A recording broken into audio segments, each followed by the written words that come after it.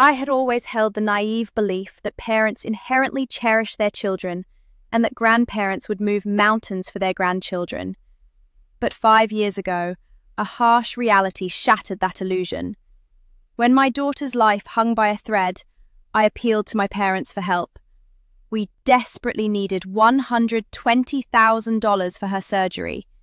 Despite their substantial wealth, they met my plea with an icy indifference, declaring, "We've already spent $300,000 on your sister's wedding. Don't ask us for more." It was then that I understood. In their eyes, I was no longer family. My transgression? Choosing love over their preferred, financially advantageous marriage. My husband and I were struggling, yet his parents, barely scraping by, sold their home to save our daughter.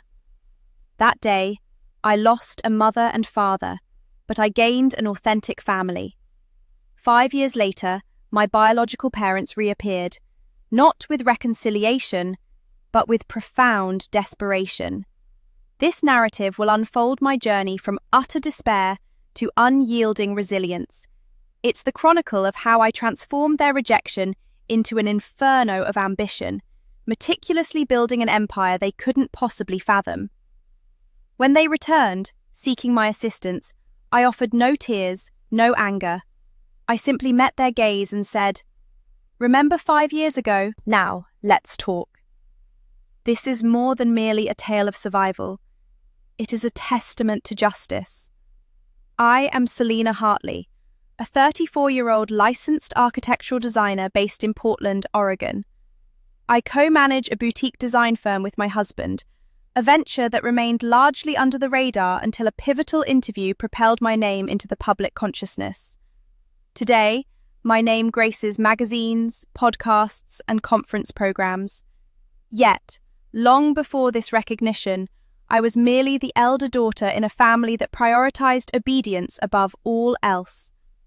I was born into the Hartley family, esteemed throughout our community for their preeminent furniture enterprise. The Hartleys didn't just sell furniture, they marketed an aspirational lifestyle, a meticulously curated image. My father, Gregory Hartley, embodied the type of man who considered a handshake a binding agreement and a perfectly tailored suit essential, even for breakfast meetings. My mother, Eleanor, was his social counterpart, gracious, domineering, and acutely preoccupied with social standing. Together, they cultivated the Hartley name as a prestigious brand. As their firstborn, I was destined to perpetuate this legacy. However, even in childhood, I was an anomaly. While my younger sister, Sierra, clung to our mother's side, diligently internalizing every nuance of the ideal daughter, I questioned everything. My ambition was to create, not to inherit. I devoured architectural books instead of debutante guides. By age 15, I was already conceptualizing designs for our backyard and proposing renovations for our showroom. I was not rebellious. I was simply authentic. In the Hartley household, however, individuality was the swiftest route to becoming a disappointment. The trajectory for my life was unequivocally set: attend an elite university, marry an influential man, and ultimately become the benevolent face of the Hartley dynasty.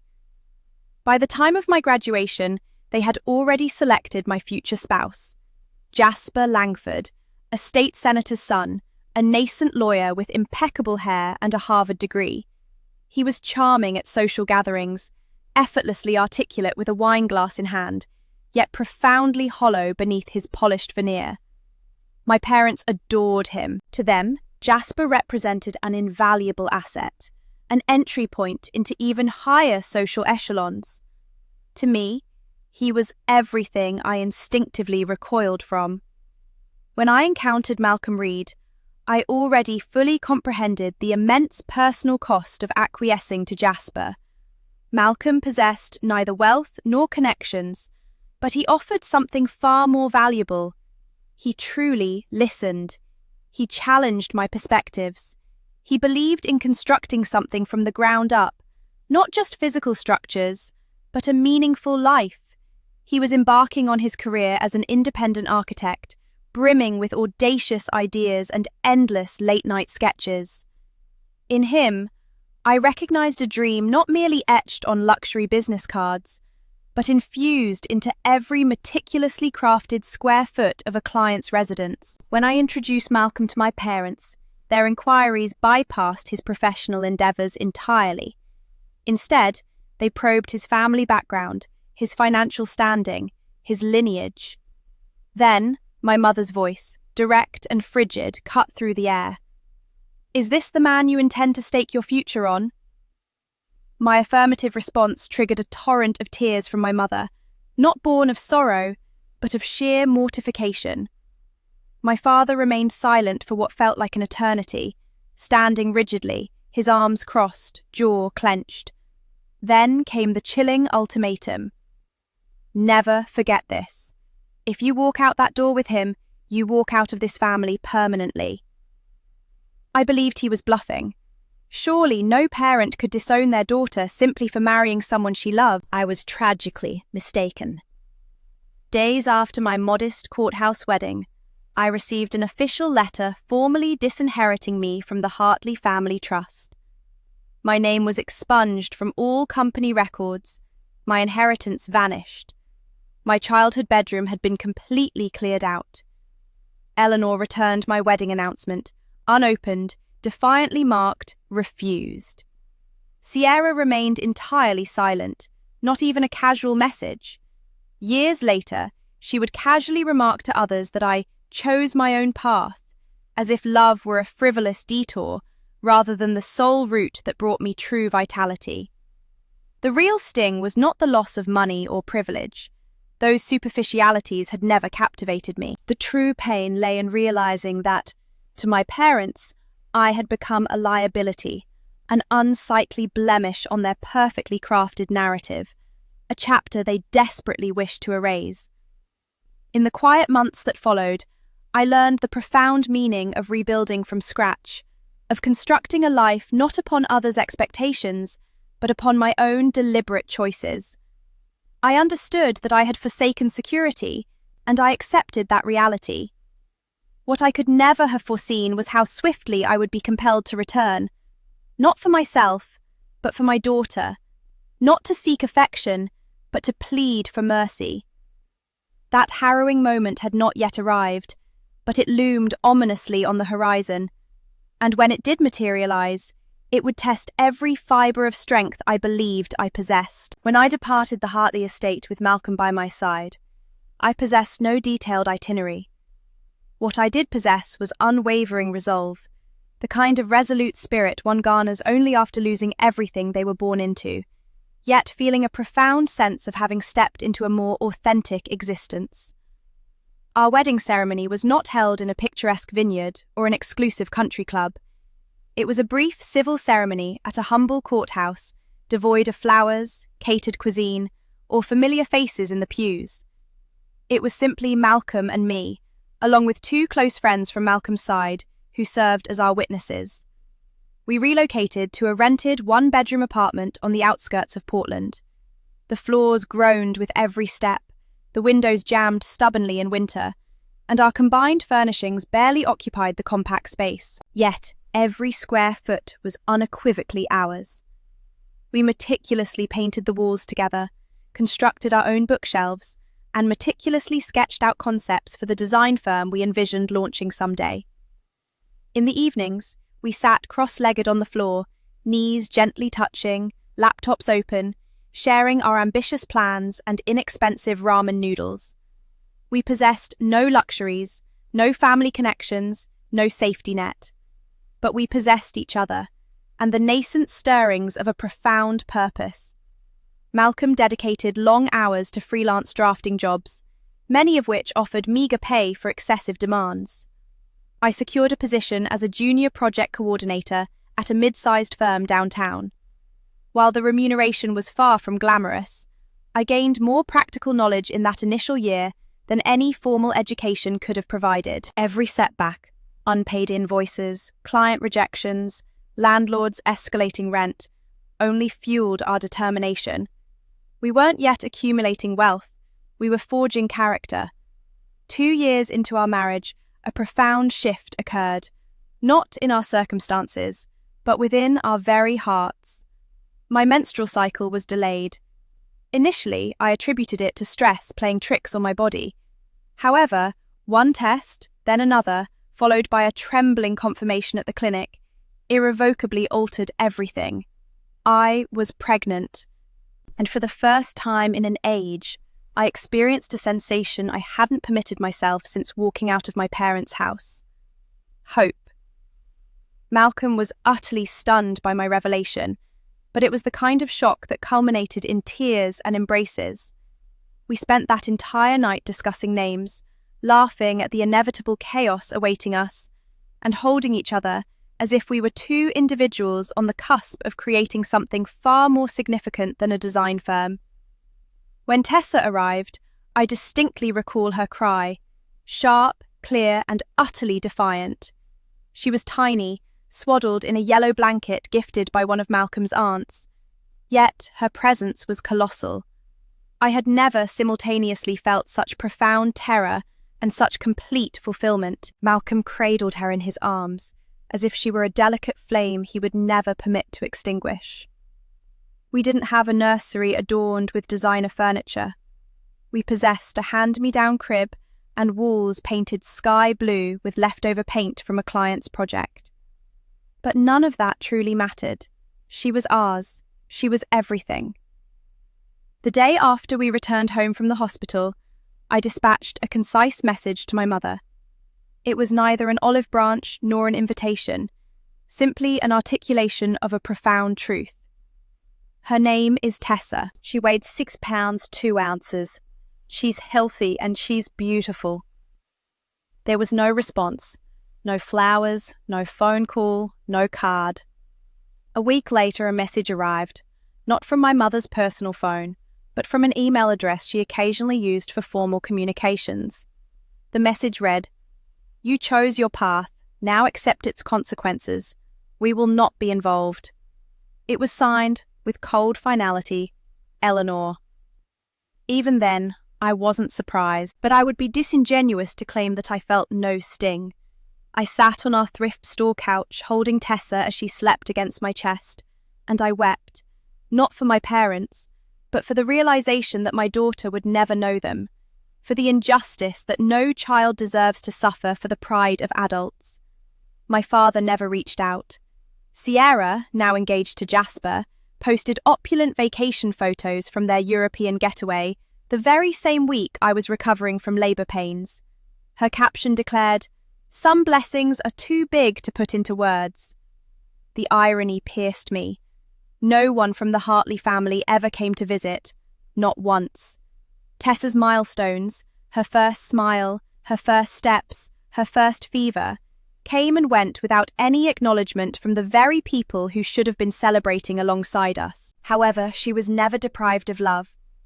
Malcolm's parents, Robert and June Reed, were the kind of people who expressed their devotion not through grand declarations, but through tangible acts of kindness, warm meals, late-night assistance, and gentle wisdom distilled from harder lives. They possessed little in the way of material wealth, a modest home in a working-class suburb, old cars that struggled in winter, and savings carefully stashed in envelopes rather than investment accounts. But they showed up. Upon embracing Tessa for the very first time, June's countenance revealed a tenderness I had never witnessed in my own mother's features. It was a boundless affection, a spontaneous warmth indifferent to lineage or social standing. Malcolm once questioned if I yearned for the existence I had forsaken. My gaze shifted from him to Tessa, who slept soundly, her tiny fist encircling my finger. "No," I replied. "I long for what it could have blossomed into, but not for what it truly was."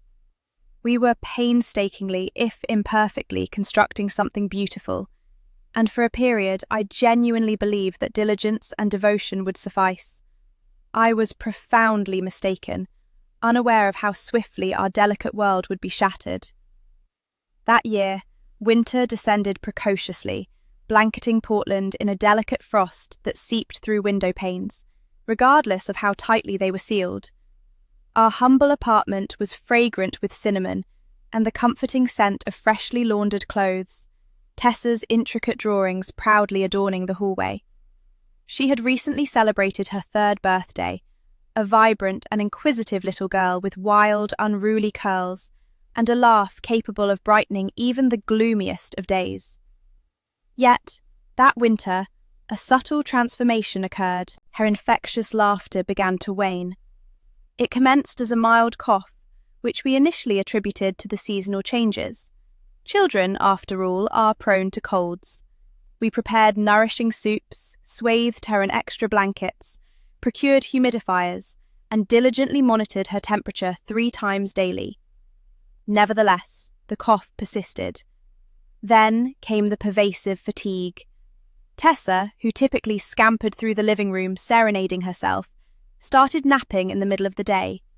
Her appetite diminished, and her complexion grew pallid. She abruptly ceased playing, clutching her chest and softly uttering, "Mama, it's hard to breathe." The first instant she collapsed, it felt as though my world had fractured. Malcolm was not home. Still clad in my pajamas, I swept her into my arms and sprinted down the icy sidewalk to the car. My hands quivered on the steering wheel as I accelerated towards the emergency room, battling a rising panic and murmuring fervent prayers. At the hospital, she was immediately rushed away. I occupied a cold plastic chair, my gaze fixed on the hallway, as if the intensity of my stare could somehow hasten her return. When the doctor finally emerged, his expression conveyed everything. He clutched the CT scans as if they were a pronouncement. "Your daughter suffers from a congenital lung defect," he gently explained. "It's compressing her airway. We must operate urgently. Any delay could rapidly deteriorate her respiratory function. We're discussing days, not weeks." My knees buckled. My mouth opened, but no words materialized. "What must we do?" I finally managed to ask. He directed me to the billing office, where a woman in a suit sat behind a glass partition. "The surgery amounts to $120,000, she stated simply, tapping on her screen. "Do you possess insurance?" I shook my head. We had previously applied but never pursued it. Between intermittent freelance work, rejected applications, and a constant struggle to survive month to month, health insurance had always seemed just beyond our grasp. It was an oversight I would forever regret.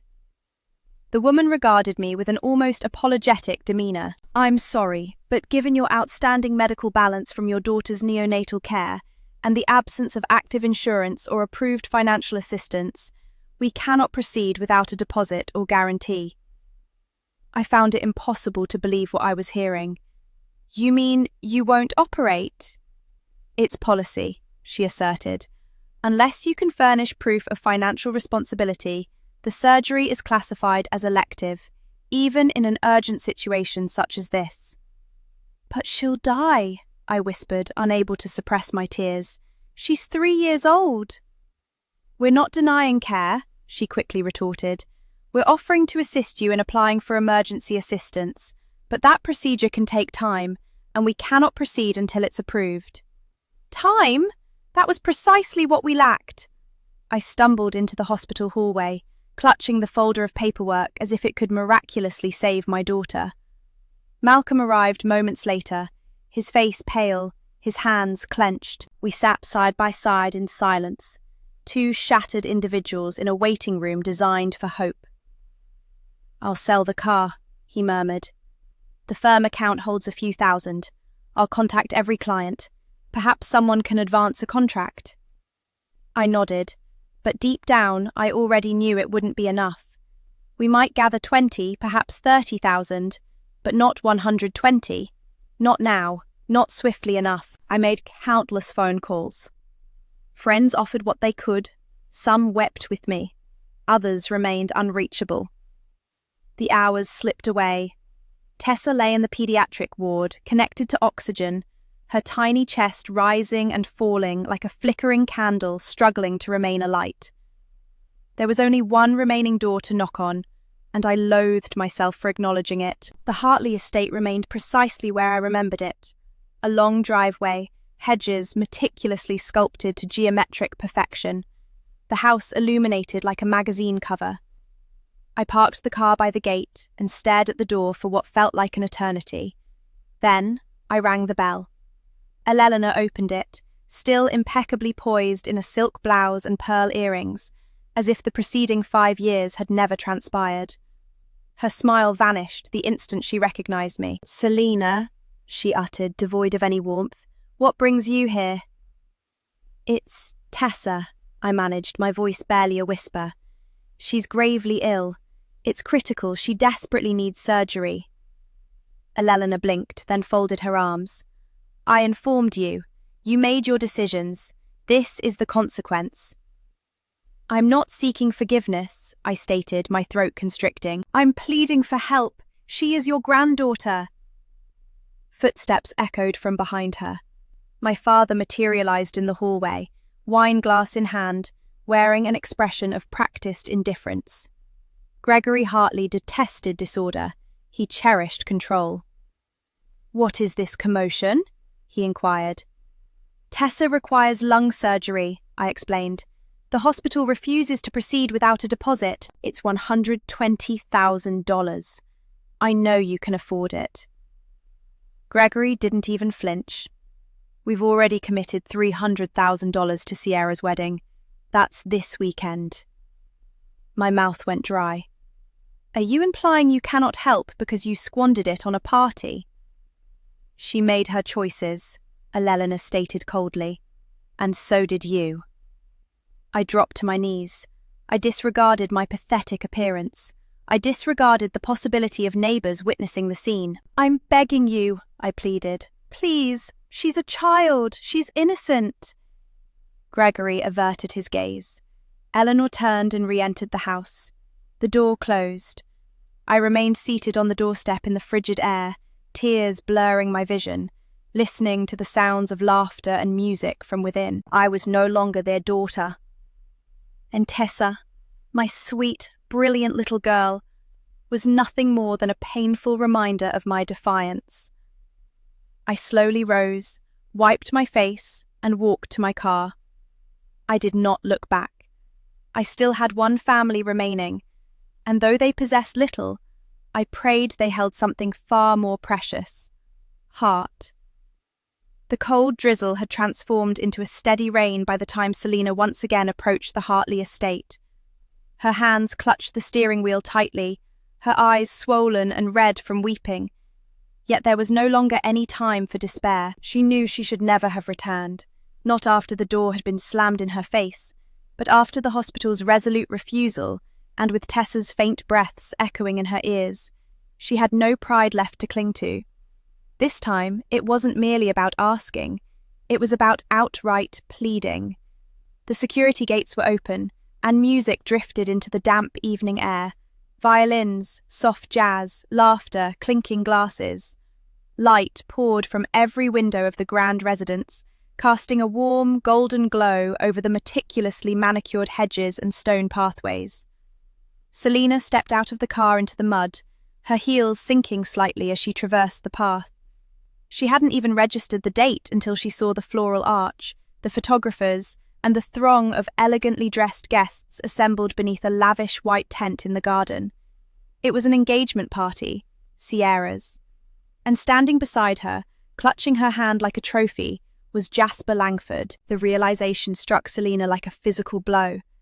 Her parents had not merely rejected her. They had bestowed the man they had once chosen for her upon Sierra, along with everything else, and now they were celebrating with champagne and catered hors d'oeuvres, while Tessa lay in a hospital bed, fighting for each breath. Selina moved through the crowd, oblivious to the stares. The string quartet faltered momentarily as she passed, and murmurs rapidly spread. Her hair was drenched, her dress clung to her skin, and she carried no semblance of grace, only sheer desperation. Her father, standing near the champagne fountain and laughing with a group of guests, noticed her first. His face froze the instant he saw her. Selina walked directly to him. "Dad," she said, barely managing to keep her voice steady, "please, I desperately need your help." Gregory's expression hardened. "Not here, Selina." "It's Tessa," she stated, raising her voice. Guests turned. The music softened slightly. "She requires emergency surgery. $120,000. The hospital refuses to operate until we pay." Eleanor appeared beside him, her eyes narrowing. "You need to leave." "I don't need the entire sum," Selina pleaded, her voice cracking. "Just a portion, a loan, anything. I'll sign whatever you desire." Sierra, radiant in a champagne-coloured dress, turned from the centre of the gathering, her arms still intertwined with Jasper's. Their eyes met. For a fleeting second, Selina believed she perceived a flicker of guilt, but Sierra looked away just as quickly, as if she hadn't even seen her sister. "I am begging you," Selina said, dropping to her knees before them. The hem of her dress became soaked. Mud stained her palms as she clutched at her father's sleeve. "Please, you're spending $300,000 on this party.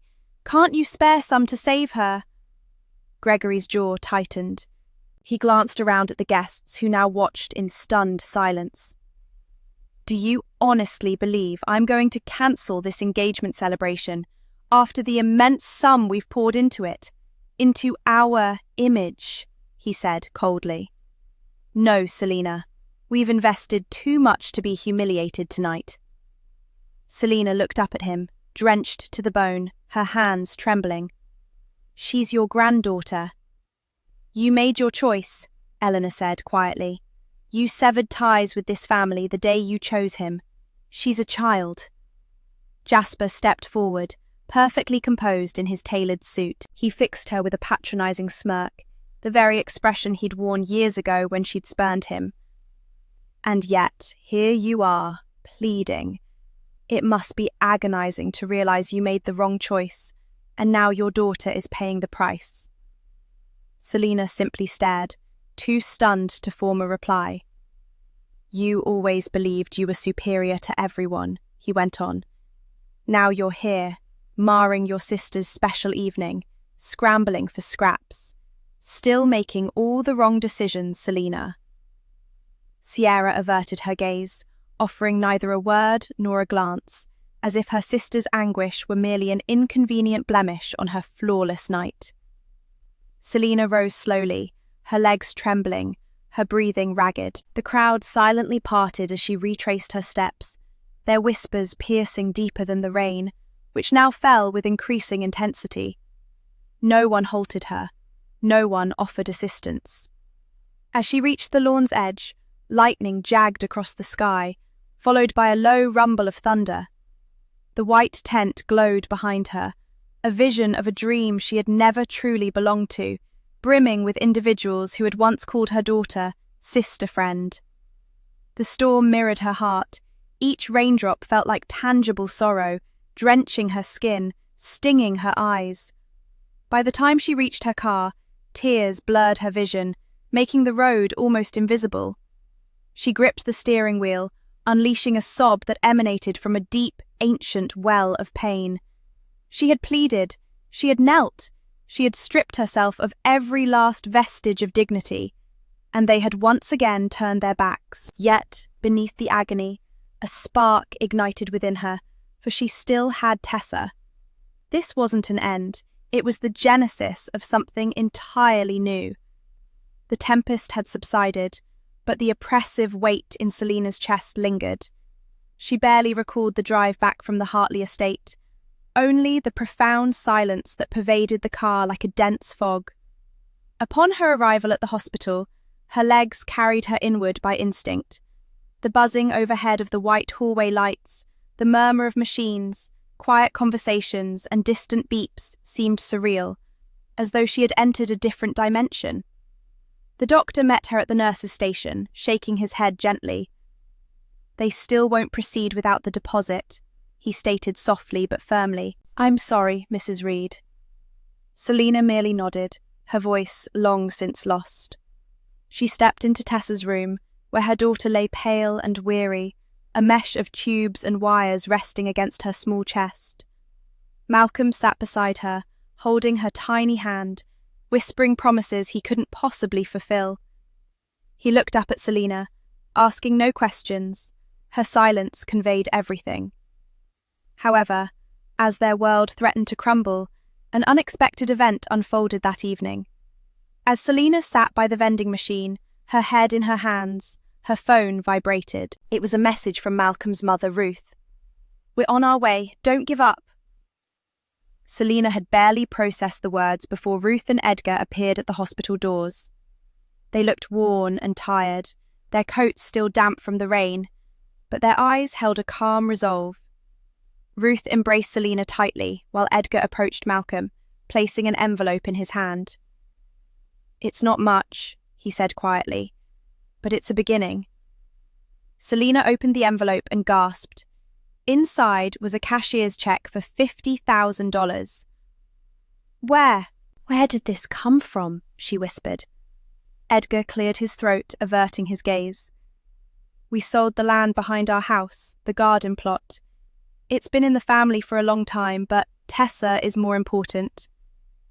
Selena couldn't suppress her tears. These individuals, who owed her nothing, who possessed no inheritance or fortune to rely on, had just sacrificed everything. "I don't deserve this," she said, her voice cracking. "You shouldn't have to. You're our family," Ruth interjected. "You, Malcolm and Tessa, that's all that matters." The subsequent days felt like a whirlwind. News spread, initially among the staff at the preschool where Selena had volunteered, then to the neighbours in their apartment complex. People quietly appeared, offering small contributions, $20, $50. Some brought groceries. Others simply left envelopes taped to their doors. A friend from Selena's college days sent $500 with a note. "We haven't spoken in years, but I saw your post. I hope it helps." A retired teacher from the neighbourhood slipped Selena $200 in cash, stating, "This isn't charity, it's love." Then, one evening, a woman in scrubs approached her in the hospital cafeteria. Selena didn't recognize her at first, but the woman smiled. "You probably don't remember me. We worked together briefly when you did event design for the community center. You helped me plan my daughter's quinceanera. I never forgot your kindness." She handed Selena a folded check for $1,000. "I heard about Tessa. This is for her." It was simultaneously overwhelming and humbling. People she barely knew, or had known only casually long ago, appeared not with grand gestures but with open hearts. Each act of kindness gradually eroded the bitterness that had festered within her since that night at the engagement party. One morning, as Selena watched the balance on their GoFundMe page climb by another $1,000, she turned to Malcolm and whispered, "I can't believe it. It's actually happening." He put an arm around her shoulder, his eyes tired yet grateful. "They believe in us, in her." The hospital administrators, after reviewing the total funds raised and witnessing the surge of support, agreed to proceed with scheduling the surgery. Moved by the community's immense effort, they permitted a payment plan for the remaining balance. The day before the operation, Selena stood by Tessa's bedside, watching her daughter sleep peacefully for the first time in days. The machine still beeped, but the sound no longer felt like a countdown. It felt like a promise. Her phone vibrated again. This time, it was a message from one of Malcolm's former co-workers. "I saw your story. I know it's not much, but I wanted to help. My kid was in NICU for 2 weeks. Strangers helped me. I'm paying it forward." Attached was a screenshot of a $500 transfer. Selena placed a hand over her mouth and allowed herself to cry. Not from fear or pain, but from something profoundly deeper. Gratitude and awe. She sat beside Malcolm and whispered, "Do you realize what this means? People I've never shared blood with gave more than the ones who raised me." He nodded. "Sometimes family isn't who you're born to. It's who shows up when everything falls apart." Selena reached for his hand and held it tightly. In that moment, she grasped a truth she had never dared to believe before. Love, true love, wasn't bound by lineage. It didn't reside in shared names or family trees. It manifested in actions, in sacrifice, in the quiet, unwavering resolve of those who stood by you when all others had turned away. And thanks to them, thanks to this new family they had discovered in the most unexpected places, Tessa would live. The surgery proved successful, and Tessa's breathing grew stronger with each passing day. Her cheeks regained their colour, and the once constant wheezes in her chest transformed into quiet, steady breaths. Selina spent hours by her daughter's bedside, watching her sleep, committing every delicate rise and fall of her chest to memory, as if it were a sacred rhythm. For the first time in weeks, fear no longer governed her every heartbeat. Instead, something else took root, a deep, simmering fire that demanded attention. Selina had endured rejection, public humiliation, and the raw vulnerability of kneeling before her own family, only to be dismissed as unworthy of salvation, both she and her daughter. No apology followed, no message, no acknowledgement, just a profound silence. And that silence became a burden she carried even after Tessa was discharged from the hospital. She had survived, yes, but the wound ran deeper than any physical ailment. It wasn't merely about the money. It was about being cast aside as if she and her child's life held no significance. Every time Selina passed a mirror, she saw not weakness, but the face of a woman who, though broken and begging, had still managed to rise again. She vowed never again to be in a position where she had to beg anyone for anything. From that moment forward, she began to rebuild not just her life, but herself. She started gradually. During the nights when Tessa finally slept and Malcolm managed a few hours of rest, Selina would open her laptop. She enrolled in free online courses, brand management, interior design, software, digital finance, personal finance. She devoured ebooks borrowed from the public library on entrepreneurship, watched videos of other small business owners recounting their success stories, and meticulously studied case studies of boutique design firms that had carved out their niche in the industry. Malcolm noticed the transformation almost immediately. She began taking notes, outlining ideas, scribbling in journals, and bookmarking articles. One evening, he discovered her sketching a new logo, 2 intertwined initials, R plus H, encircled in a clean design. "Read plus heart?" he inquired. Selina looked up, smiling. "To honour where we came from, and to reclaim what they tried to erase." It was more than just a name. It was her declaration that even if the Hartleys had disowned her, she was still standing, and the name would persist, not through their wealth or approval, but through something she constructed with her own hands. They rebranded their small design service into Read Plus Heart, specialising in creating accessible, elegant spaces for working families. It began modestly: small apartments, local businesses, daycares, churches. Selina managed client communication and project planning, while Malcolm focused on the designs and on-site coordination. Their living room transformed into an office, and Tessa's joyful giggles became the background music of every Zoom call. Selina's routine became relentless, yet driven by an unwavering purpose. She woke at 4 a.m. daily. She would brew coffee in silence, reviewing course materials before the sun ascended. By 6 a.m., she was immersed in planning social media content or emailing leads.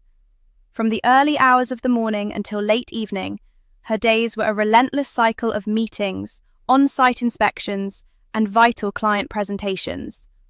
Once night fell, after cherished moments of dinner and bedtime stories, she would dive back into her studies or meticulously refine business proposals, often until her vision blurred from fatigue. There were occasions when her body protested, her back aching from countless hours spent hunched over blueprints, her fingertips tender from relentless typing. Yet, she persevered. The memory of being publicly humiliated, of people whispering and scoffing while she openly wept, fueled her determination. She vowed that this past version of herself would never dictate her future. "They'll know what they lost, and I'll know I didn't lose anything worth keeping." she would whisper during solitary, late-night study sessions. Despite their limited budget, Selena resolutely channeled every available penny back into her burgeoning business. They invested in a robust website, honed their brand's visual identity, and engaged a freelance accountant to develop a sustainable financial roadmap. Clients quickly began to appreciate the professionalism, exactitude, and heartfelt dedication embedded in each project. One memorable encounter involved a single mother embarking on her dream of opening a bakery, who, upon the project's completion, embraced Selena and tearfully confessed, "You didn't just give me a shop, you gave me hope." This profound statement solidified for Selena that her path was true. Her ambition extended beyond simply proving the Hartleys wrong. She aspired to forge something enduring, a legacy her daughter could wholeheartedly admire. She yearned for Tessa to grow up understanding that even when others turned away, her mother's journey always moved onward. As the reputation of Reed plus Hart quietly spread across their region of the state, Selena harbored no immediate desire for vengeance. Not yet, at least. That no longer served as her primary motivation. What truly propelled her was the vision of her daughter thriving and vibrant. What sustained her was the profound understanding that while some people clung to hollow appearances and cold prestige, others willingly sacrificed all for love. This was the enduring legacy she intended to carry forward. And indeed, she did. However, as is often the case, the world would inevitably bring things full circle. The Hartleys were indeed watching, and the carefully constructed facade of their perfect lives would soon begin to crumble. Selena, though engrossed in her thriving business and devoted family, would be ready. 3 years had elapsed since that pivotal night when Selena sat beside Tessa's hospital bed, making a solemn vow never again to be at the mercy of another. What began as late-night studies and client calls from a humble rental apartment had blossomed into something far grander than she had ever dared to envision. Reed plus Hart was no longer merely a name. It had become a recognized brand throughout Texas, celebrated for its refined, affordable, and heart-centered designs. They had established their own elegant studio downtown, and their team had expanded impressively from 2 to 15 members. Just the previous week, Selena witnessed the company's annual revenue surpass the $1 million mark for the very first time. The financial figure itself did not stir her emotions. Rather, it was the poignant recollection of the brokenness from which this immense achievement had risen. Each milestone, every signed contract, every glowing review, these were not merely business victories. They were tangible proof that dignity, love, and unwavering perseverance could indeed triumph over betrayal. While she no longer woke at 4 a.m. out of dire necessity, the habit remained. On one of these serene mornings, as the dawn light gently enveloped her home office, Selena opened an email from the Texas Interior Design Association. The subject line proclaimed, "Congratulations, Miss Selena Reed, Woman of Creative Excellence Award." Initially, she dismissed it as a promotional newsletter, but as she read further, her breath caught in her throat. This was no mere token. It was their highest annual accolade, honoring innovation, community service, and resilience within the industry. Her story had found its way to them, her work speaking volumes beyond her name. The award ceremony was held in a modest yet elegant hotel ballroom in Dallas. When her name was called, she ascended the stage in a crisp navy dress, clutching a handwritten speech on a folded note. Yet, once at the podium, she didn't glance at the paper. Instead, she met the gaze of the audience, a sea of strangers, fellow designers and industry leaders, and spoke directly from her heart. "I'm not here because I had resources," she began. "I'm here because I had people who believed in me when I had nothing, and to them, I owe everything." She deliberately omitted any mention of the Hartleys. There was no need. The narrative of her firm had already circulated widely in professional circles, becoming a popular talking point at networking events. It was the remarkable tale of a woman, disowned by a wealthy family, who had meticulously built a design brand from the ground up, all while raising a child and caring for aging in-laws.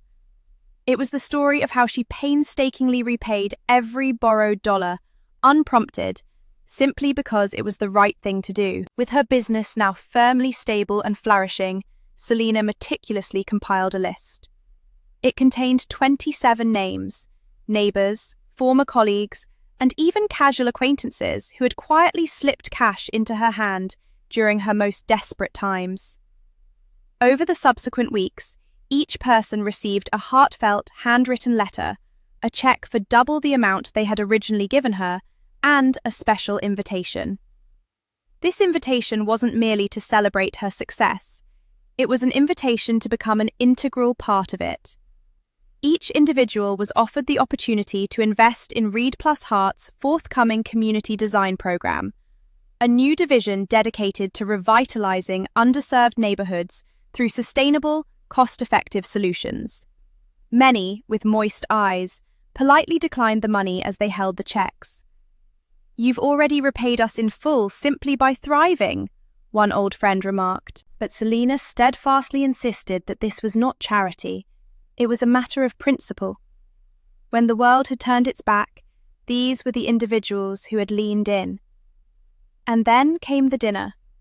It was Malcolm's thoughtful suggestion to host a small gathering to express gratitude to the Reed family, the very people who had sacrificed everything for Tessa. For the first time in years, Selena felt a flutter of nervousness. She was unsure what to cook, how to decorate, or what words of thanks would suffice.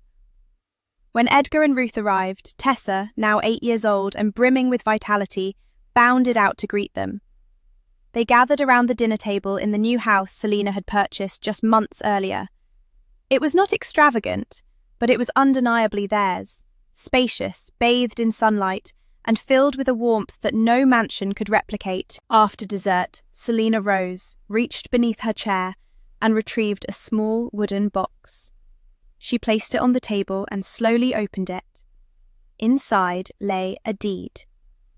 Ruth blinked, a flicker of confusion crossing her face. Edgar meticulously adjusted his glasses, leaning in to read the document. Selena's voice was soft but clear.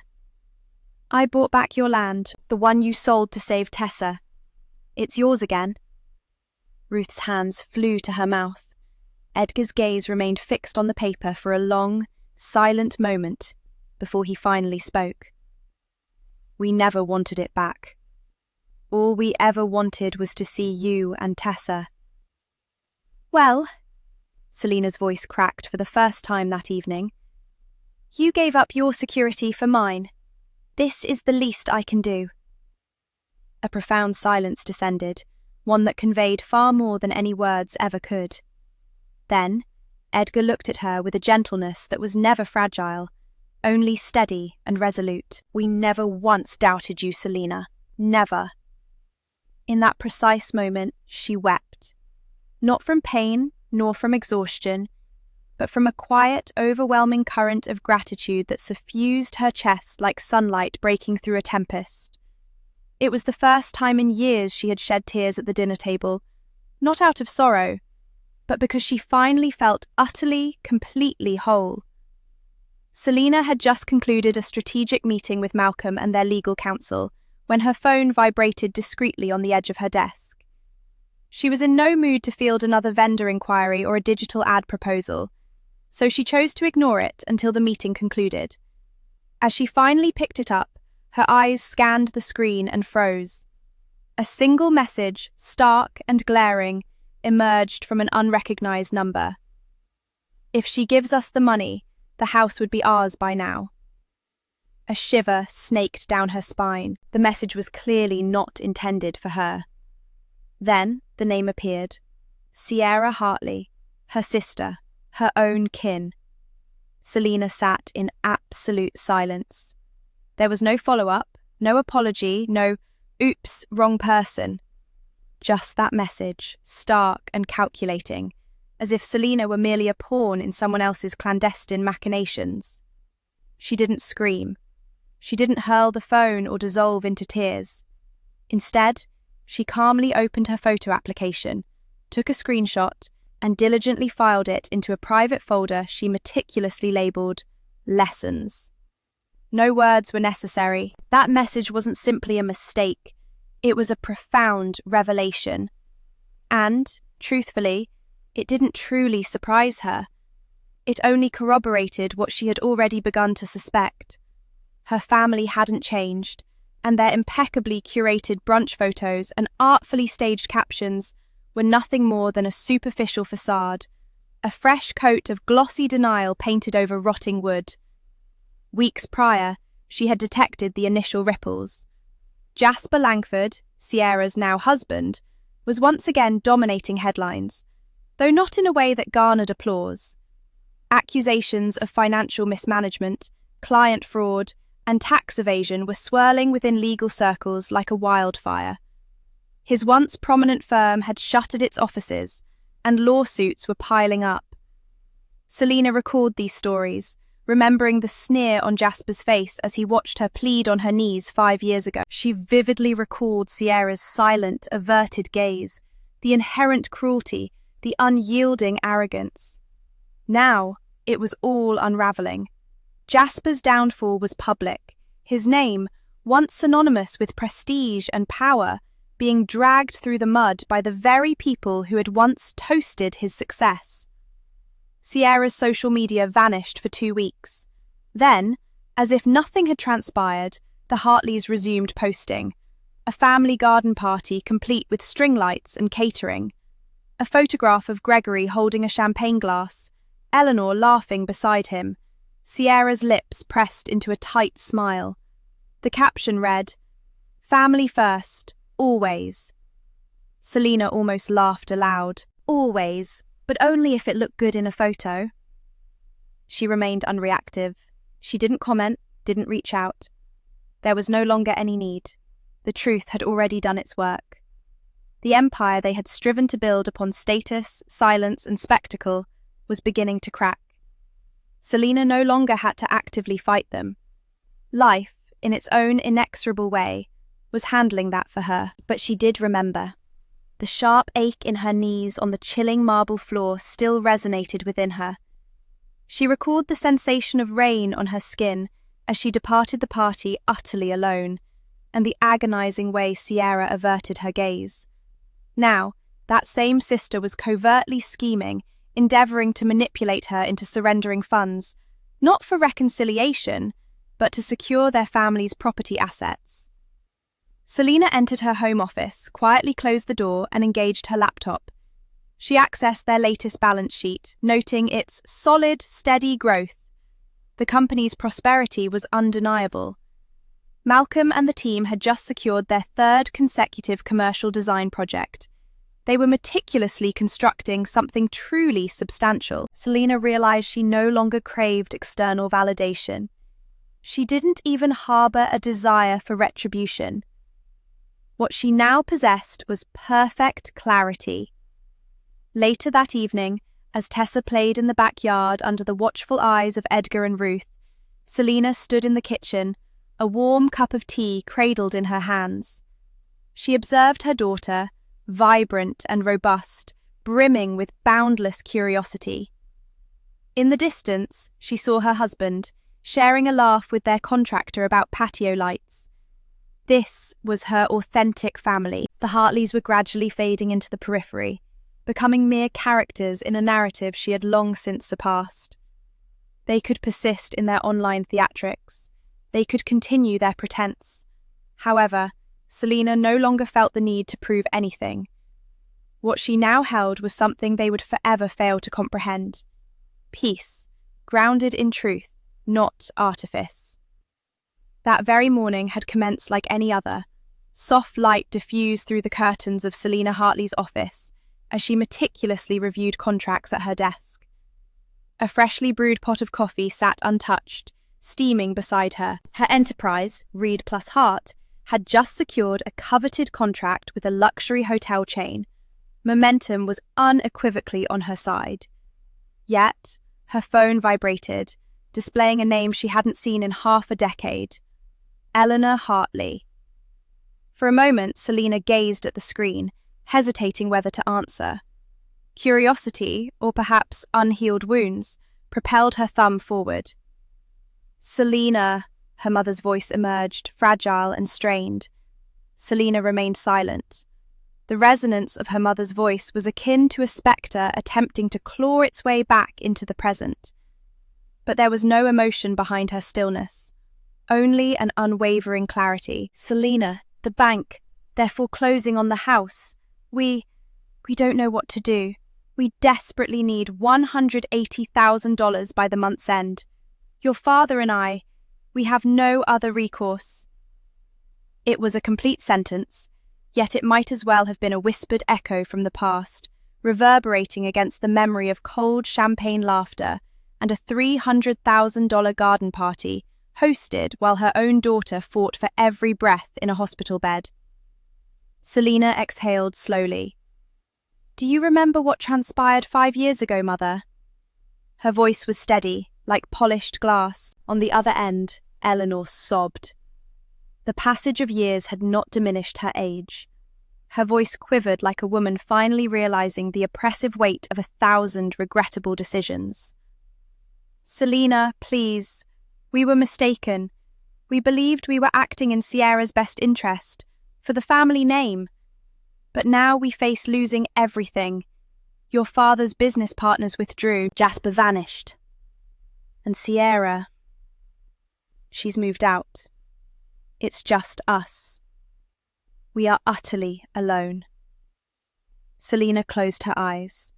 5 years prior, she had stood drenched in rain, her knees aching on the marble tiles of their estate, pleading for a mere fraction of the money they squandered on Sierra's engagement gala. Her daughter's lungs were failing. Her desperate entreaties were met with silence, then dismissal, then laughter. And now they remembered her. "Why now?" Selina inquired, almost to herself rather than to Eleanor. "Because you are the only one who can salvage us," Eleanor confessed. "You've built something truly remarkable, Selina. Everyone is discussing your company, your accolades. We never envisioned this, and we acknowledge we don't merit your assistance, but please, we are still your parents." Selina allowed the words to hang in the air. She thought of her father, Gregory, who hadn't spoken to her since the night of Sierra's party. She recalled how Jasper had sneered, telling her she had made her bed and now must lie in it. And she remembered Sierra, who had stood silently while her sister wept. Her voice did not rise. It did not tremble. "Come to my company," she stated. "If you wish to discuss assistance, we will do so face to face. No phone calls, no intermediaries, and I do not wish to see Sierra or Jasper or your lawyer, just you and Dad." "Of course," Eleanor responded swiftly, as if the door hadn't already begun to close behind her. "We'll be there. We'll come wherever you direct." Selina ended the call and replaced her phone on the desk. She felt no anger. She felt no vindication. What she felt was a profound sense of control. This was no longer about pain or betrayal. It was about truth. It was about demonstrating what it meant to live with dignity, yet without cruelty. She would not scream. She would not weep. She had already done all of that. Now it was their turn to sit in silence and experience the consequences of their actions. She pressed the buzzer for her assistant. "Block 2 hours on Friday afternoon. No interruptions. For family." She gazed out the window for a long moment before correcting herself. "No. For closure." Selina stood in the center of her office, a space forged not from privilege, but from unwavering persistence, sheer grit, and open defiance. Morning light streamed through the floor-to-ceiling windows, catching the brushed steel of the conference table and the polished edges of the leather chairs. The air was still, yet charged, like the moments preceding a powerful storm. She had spent the entire night meticulously preparing for this meeting, every line rehearsed, every document reviewed, every emotion carefully buried beneath the formidable armor she had meticulously constructed, over 5 years of being forgotten, dismissed, and erased. Precisely at 10 a.m., her assistant softly cracked the door open. "They're here," she whispered. Selina did not flinch. "Let them in." Gregory and Eleanor Hartley shuffled in, appearing like faint shadows of the people she once knew. The passage of years had been unequivocally unkind. Her father's posture was slumped, his once commanding presence now reduced to that of a man crushed by the immense weight of his pride and the ensuing consequences. Her mother looked pallid, her makeup proving insufficient to conceal the desperation etched in her eyes. Neither dared to meet their daughter's unwavering gaze. They took seats across from her in a heavy silence. There were no hugs, no smiles, only the sterile professionalism of a business negotiation. Between them sat a black suitcase. Selina unlatched it with a calmness that bordered on cruel. She turned it towards them, flipped it open, and revealed 20 meticulously stacked bundles of $100 bills, precisely $200,000. Not a single dollar more, not a single dollar less. Gregory's fingers visibly twitched. "My lawyer has confirmed the foreclosure amount," Selina stated evenly. "This should cover the debt and afford you some time. That is, if you agree to my terms." Eleanor looked up, startled. "Terms?" Selina reached for a crisp envelope and smoothly slid it across the table. "A statement," she explained. "You will both sign this and then submit it publicly to the local paper and to the 3 business magazines you still subscribe to. It simply acknowledges that 5 years ago you knowingly chose your public image and your younger daughter's social elevation over the life of your grandchild. That when your daughter knelt before you, you turned away." Gregory's face contorted. "You wish to humiliate us?" Selina met his eyes for the first time. Her voice did not rise. It didn't need to. "No," she said. "I want you to speak the truth. The truth I had to endure. The truth you buried beneath your lavish parties, your expensive wine, and your inflated pride." Eleanor's lip trembled. She reached out for Gregory's arm. "Greg, please." But he was already seething. "You think because you've accumulated some wealth, cultivated some reputation for yourself, you possess the right to treat us in this manner?" Selina leaned forward. Her words landed like unyielding stone. "You squandered $300,000 to impress complete strangers. You allowed your own granddaughter to lie on a hospital bed, gasping for air, while you toasted champagne under shimmering fairy lights. And now you come here, hat in hand, and anticipate mercy." Eleanor's tears flowed freely. "Now, we made a mistake." "No," Selina interrupted, her tone sharp. "You made a choice, and now you must live with its repercussions." Gregory suddenly stood, pushing his chair back with a jarring scrape, his face flushed, his voice trembling with unrestrained fury. "We are still your parents." Selina pressed a button discreetly located beneath the table. The door behind them creaked open. 2 members of the local press stepped inside, cameras at the ready. One held a microphone, the other a notepad. "This is Claire from the Austin Tribune," Selina announced, not even glancing at her parents, "and David from Business Monthly. I thought it would be simpler to release your statement with complete transparency." Gregory looked utterly stunned, as if he had been physically struck. "You planned this," he whispered. Selina slowly rose, calm and statuesque in her meticulously tailored black suit. "Everything you ever taught me, presentation, timing, impact, I absorbed it all by observing you dismantle people's lives for the sake of perception.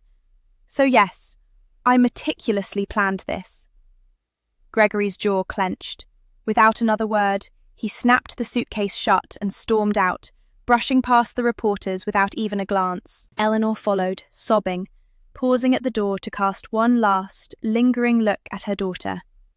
Selina remained motionless. She waited until the door clicked shut. Only then did she permit herself to sit once more. The silence that enveloped the room was not cold but cleansing. Not empty, but profoundly complete. 5 years ago, she had knelt in the rain, humiliated and deeply heartbroken, begging for her daughter's very life.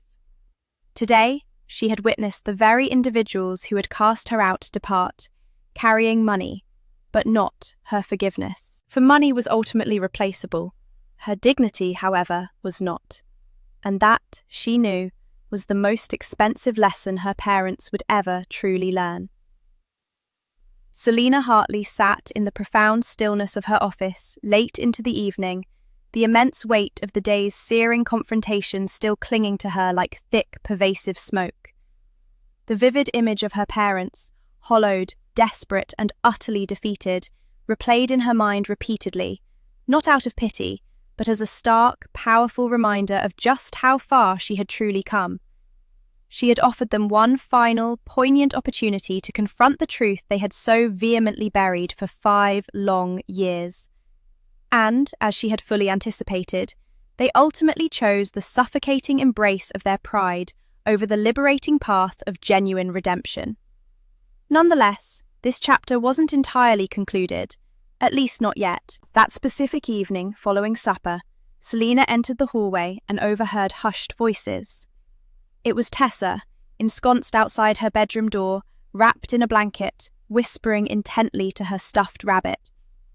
Selina paused, a shiver running down her spine at the faint sound of her daughter's voice. As she drew nearer, she distinctly heard Tessa ask, "If I had died, would Grandma have cried?"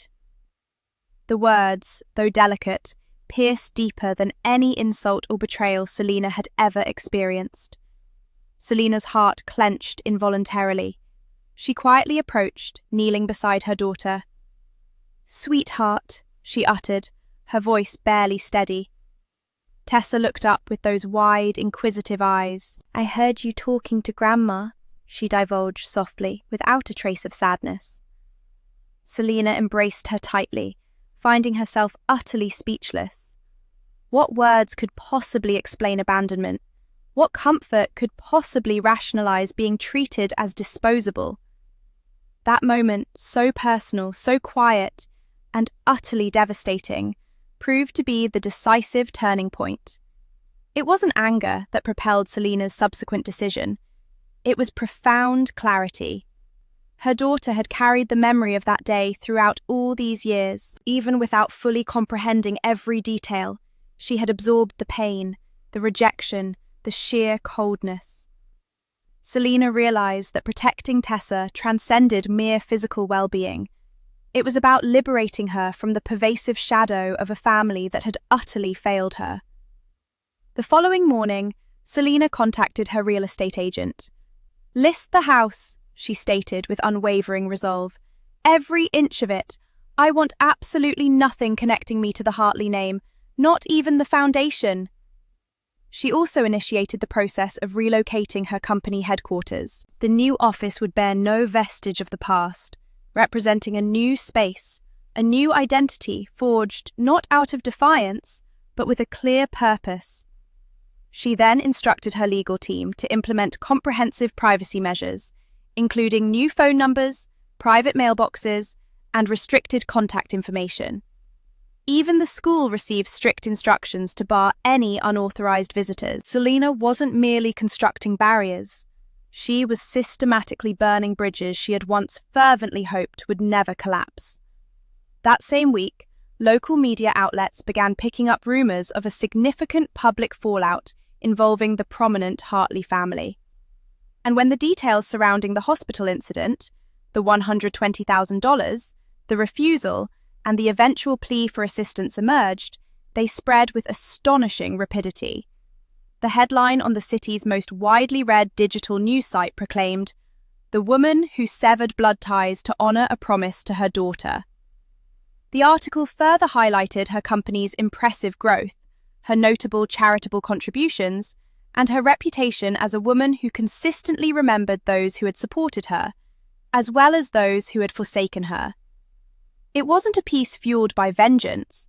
It was a compelling profile in unwavering resilience, maternal fortitude, and unyielding personal honor. Tessa eventually saw the article, though Selena hadn't intended for her to. One evening, she discovered her daughter quietly gazing at the screen. "That's you, isn't it?" she inquired. Selena affirmed with a nod. "They say you're brave," Tessa smiled. "I think so too." It wasn't a fairy tale ending, but it was profoundly real. Selena shed no tears when she severed ties with her family, nor did she outwardly rejoice. She simply moved forward, her daughter's hand clasped firmly in hers, understanding completely that love is measured not by biological lineage, but by concrete actions. And sometimes, safeguarding your child means imparting the crucial lesson that no one, not even family, has the right to inflict harm and remain in your life.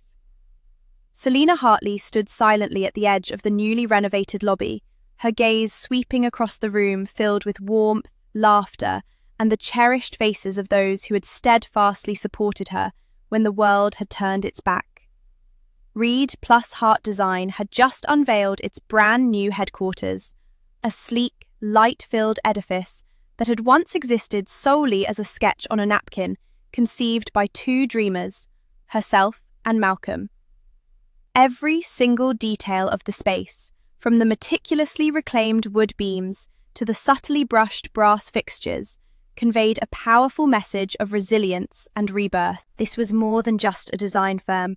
It was a potent symbol, a home meticulously constructed from metaphorical ashes. She had personally extended invitations to every individual who had offered assistance during her darkest hour. Ruth and Edgar, now comfortably residing in a guest wing within her home, along with friends who had unhesitatingly lent $20 or $50, and the quiet colleague who had once discreetly handed her a check without ever inquiring why. This was no meticulously orchestrated PR stunt, nor was it a media event. It was simply a quiet, heartfelt celebration of unwavering loyalty. As Selena approached the stage, a ripple of applause resonated through the assembled crowd. She paused, her gaze settling on Tessa, now an 8-year-old, sitting in the front row between Malcolm and Ruth, her legs playfully swinging, her eyes shining with pure admiration.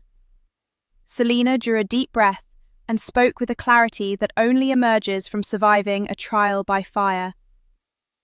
"People often inquire what granted me the strength to accomplish all of this," she began, her voice steady and resolute. "But the answer is remarkably simple. I evolved into this woman because 5 years ago, I was utterly prostrate, and not a single person from my bloodline came forward to lift me up. No one, truly, except for the individuals who did not share my name." A momentary silence descended, followed by murmurs of agreement. She continued, "Family transcends genetic ties or an ornate crest adorning a gate. Family is defined by who appears, by who declares, 'We will navigate this together,' when your entire world is crumbling." A profound hush fell over the room as two unexpected figures materialized near the back entrance. Gregory and Eleanor Hartley, now visibly older, more frail, and undeniably out of place. Their expensive attire could not mask the palpable desperation etched into their posture. Gregory leaned heavily on a cane, while Eleanor clutched her purse tightly, as if it were a lifeline. They did not venture closer, they merely observed from a distance. Tessa was the first to spot them, her hand instinctively tightening around Ruth's fingers. Selena registered the fleeting flicker of recognition in her daughter's eyes, yet she did not falter. She descended from the stage, took Tessa's hand, and walked directly past her biological parents without slowing her pace or even casting a glance in their direction. There was no residual anger within her, no lingering bitterness. What remained was an unshakable resolve. She no longer owed them the intensity of fury, only indifference. As they neared the exit, Tessa leaned in and whispered, "Are they going to say sorry, Mommy?" Selena smiled gently, kissed her daughter's forehead and whispered back, "They already did, my love, when they showed up too late." Outside, the late afternoon sun cast long, golden streaks across the sidewalk. Selina paused, looking up at the clear sky. She inhaled deeply, holding her daughter close. The story had found its conclusion. It needed no further pages. For family is not defined by where you are born. Family is defined by where you are never abandoned. Thank you for journeying with me through this narrative. If you've remained until this point, you've witnessed the profound weight of betrayal, the quiet power of resilience, and the essence of forging something extraordinary from seemingly nothing. While some maintain that blood is inherently thicker than water, it's undeniable that sometimes those who share your blood are ironically the very ones who leave you wounded and bleeding. What would your actions have been if you found yourself in my exact circumstances? Would you have extended aid to the parents who cruelly turned their backs on your ailing child? Would vengeance have been your path, or would you have chosen mercy? I am genuinely eager to hear your perspectives. Please share your thoughts in the comments section below, as your voice holds significant value. And if stories such as this resonate deeply within you, if you believe in the inherent justice of the world, the transformative power of redemption, and the remarkable ability to discover strength where it is least anticipated, then remember to subscribe. There is always another compelling story awaiting its moment, for sometimes the most profound form of revenge lies simply in becoming someone they can never again reach. See you in the next installment.